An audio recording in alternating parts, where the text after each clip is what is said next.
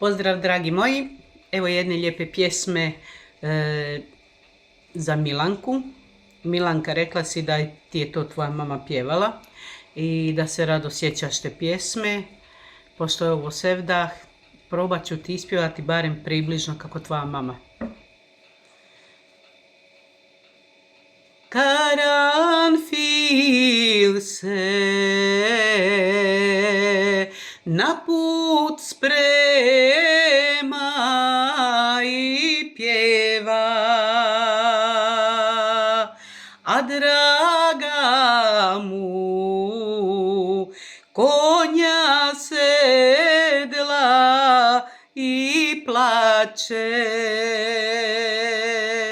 Aman, aman, konja sedla i plače. Ti odlaziš, mene mladu ostavljaš.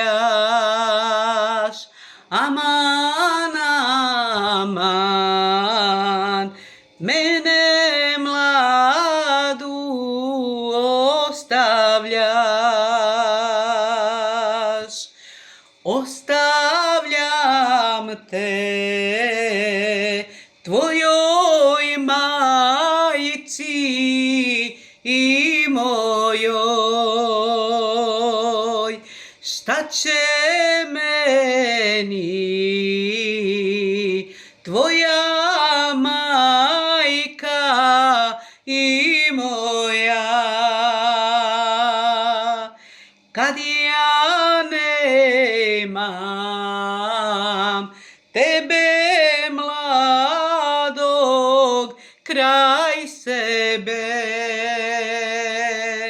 Aman, aman, tebe mladog kraj sebe.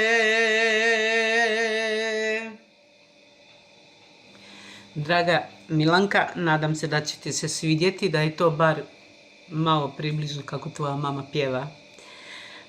I zahvaljujem ti se što me pratiš, a i vi dragi moji pratitelji, pratite me i dalje, podržite me u ovom mom radu, recite što ne valja, što nije u redu, da popravimo, a ja vas puno pozdravljam i želim vam ugodnu laku noć.